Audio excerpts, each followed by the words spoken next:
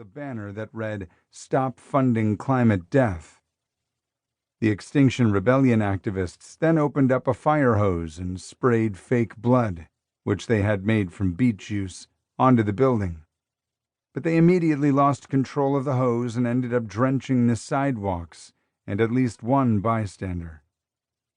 11 days after the Sky News interview, Lennon appeared on This Morning, one of Britain's most popular morning TV news shows. By then, nearly 2,000 Extinction Rebellion activists had been arrested. A few hours earlier, violence had erupted on the platform of a tube station after Extinction Rebellion activists climbed on the roof of a train, forcing the conductor to hold the train in the station and evacuate the passengers. "Why the tube?" asked one of the irritated hosts of This Morning. "Why the cleanest way to travel across the capital? The tube is powered by electricity, which in Britain emits less than half the carbon now than it did in 2000. In the video, we see two Extinction Rebellion protesters climb on top of one of the train cars and unfurl a banner with white letters against a black background that read "Business as usual equals death." "One of the points of this particular action," said Lennon, "is to identify the fragility of the systems that we're currently working with. The fragility of our transport systems." "But we all know that on a daily basis," interrupted the host. "If there's a power cut, we know it's fragile. We know that. You don't need to prove that to us. What you've done is stop ordinary people going to work. Some of them are workers whose families will depend on an hourly rate by the money they make." Video from the tube protest showed hundreds of angry people on the platform who had emptied out of the train cars, yelling at the Extinction Rebellion activists who stood defiantly on top of the train. The commuters shouted at the two young men to get down.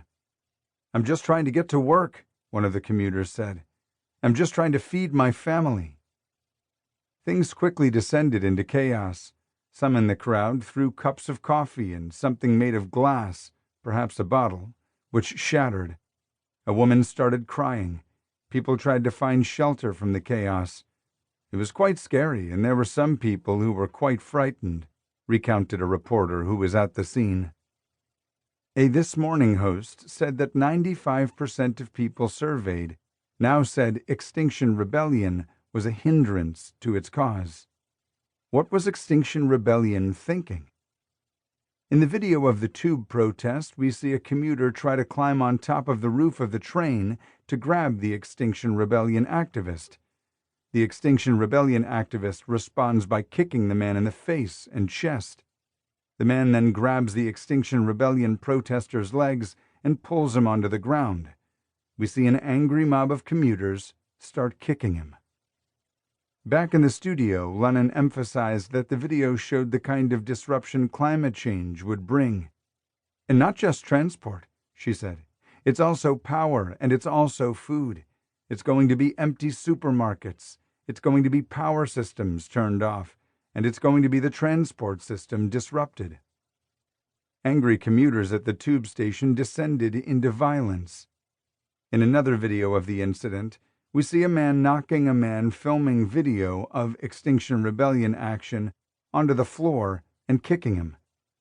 Later, outside the tube station, a man in a red jacket was punching the face of a woman, a man told the TV reporter, who was calling on him to stop his violence. Toward the end of This Morning, the co-hosts did something odd.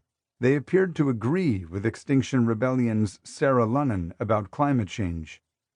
"We are all hugely concerned and want to support you," said one of them. "Without question, there is an enormous crisis," said the other. "Wait, what?" I couldn't understand what they were saying. If the television hosts agreed that climate change was an enormous crisis, one in which billions of people are going to die, how could they possibly be upset about commuters being late for work? The Sky News host responded similarly. "I'm not trying to say that it's not deeply concerning," said the host, "the environment. But his very specific pain about not seeing his father, he might not think that's comparable. But how could the disappointment of a single man..."